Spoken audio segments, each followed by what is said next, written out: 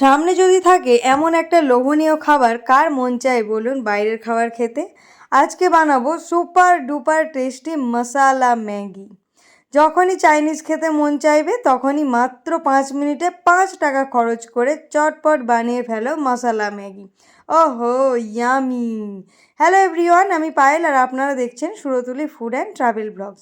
চলুন তাহলে রান্নাটা শুরু করে দিই। গ্যাসে কড়াইটা বসিয়ে দিয়েছি, দিয়ে কিছুটা জল দিয়ে দিলাম।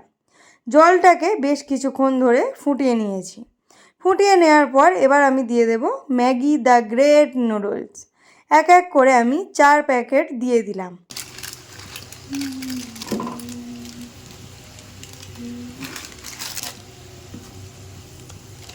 মাত্র 5 মিনিট জলে ফুটিয়ে নিতে হবে।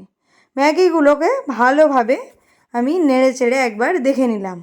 আমি এবার করে দিলাম গ্যাসটা বন্ধ, জলটাকে ভালো করে ম্যাগির ঝাড়িয়ে নেব। একদমই ম্যাগি ওভারকুক করবেন না, তাহলে ভালো লাগবে না। এবং আমি নামিয়ে নেওয়ার পর ঠান্ডা জল দিয়ে ভালোভাবে ধুয়ে নিয়েছি। চলুন কয়েকটা সবজি দেখিয়ে দিই যেগুলো লাগবে। প্রথমেই নিয়েছি রসুন কুচি, কাঁচা লঙ্কা কুচি, পেঁয়াজ কুচি, টমেটো কুচি আর অল্প একটু গাজর কুচিয়ে নিয়েছি। একদম ছোট ছোট করে সবজিগুলোকে ভালোভাবে কেটে ধুয়ে নিয়েছি। চলুন কড়াইতে আবারও আমি তেল দিয়ে দিয়েছি। কিছুটা সাদা তেল ভালোভাবে গরম করে নিয়েছি।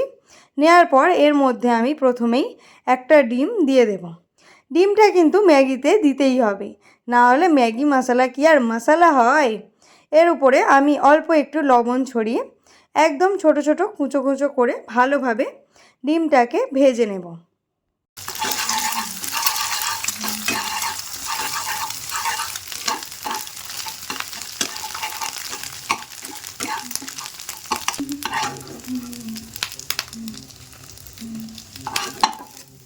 আমি ভালোভাবে ভেজে তুলে নিয়েছি। এবারেই তো শুরু আসল মজা। চলুন এবার মেন রান্নাটা শুরু করি। প্রথমেই আমি রসুন কুচিটা দিয়ে দিলাম তেলের উপরে এবং ভালোভাবে নাড়াচাড়া করলাম। বেশ কিছুক্ষণ পর রসুনের কাঁচা গন্ধটা চলে গেলে এর উপরে আমি দিয়ে দেব গাজরের কুচি। গাজরগুলো যেহেতু একটু শক্ত হয় তাই আমি আগেভাগেই দিয়ে দিলাম। ভালোভাবে গাজরের সঙ্গে রসুনটাকে নাড়াচাড়া করুন। দেখুন মোটামুটি আধ ভাজা মতো হয়ে গিয়েছে। তাই আমি এবার এর মধ্যে দিয়ে দেব পেঁয়াজ কুচি আর যে টমেটোগুলো কুচিয়ে রেখেছিলাম ছোট ছোট করে, সেগুলো দিয়ে দিলাম। বেশ টক টক খেতে হলে কিন্তু দারুণ লাগে, তাই না? আর দিয়ে দিলাম কিছুটা কাঁচা লঙ্কা কুচি, যার যেমন ঝাল পছন্দ সেই অনুযায়ী দেবেন। এবার এর মধ্যে অল্প একটু লবণ দিয়ে ভালোভাবে নাড়াচাড়া করতে হবে বেশ খানিকক্ষণ। আমি কিন্তু এখানে আর অন্য কিছু দিইনি, আপনারা চাইলে অন্য কোনো সবজি ক্যাপসিকামও দিয়ে দিতে পারেন, তবে আমার টমেটো দিয়ে খেতেই বেশি ভালো লাগে। চলুন ভালো করে নাড়িয়ে নিই।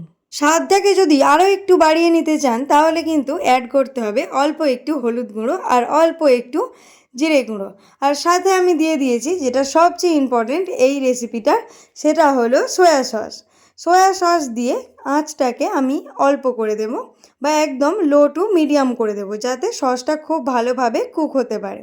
আবারও আমি খুব ভালো করে সসটাকে মশলার সাথে মিশিয়ে নিচ্ছি। এবার আমি সেদ্ধ করে রাখা ম্যাগিটা দিয়ে দেব। এটাই তো আমাদের আসল হিরো, কি না? আজকের মতো এটাকেই আমি ভালোভাবে এবার মশলার সাথে কষাবো বেশ মিনিট 5-10 ধরে। কারণ মশলাটা ম্যাগির সাথে যদি ভালো করে না মেশে তাহলে কিন্তু ফুল ফ্লেভারটা কখনোই পাবেন না। চলুন এই কাজটা মন দিয়ে করা যাক।